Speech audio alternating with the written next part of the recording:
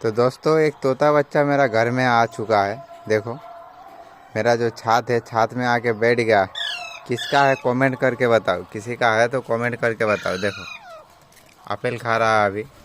घर में आया है तब आपेल खिला रहे हैं, क्योंकि सुबह सुबह देख रहे हैं छात में एक पहाड़ी तोता बच्चा बैठा हुआ है, इसीलिए।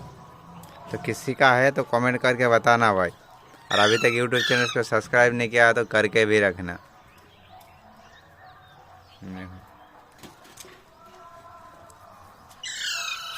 देखो बेटो।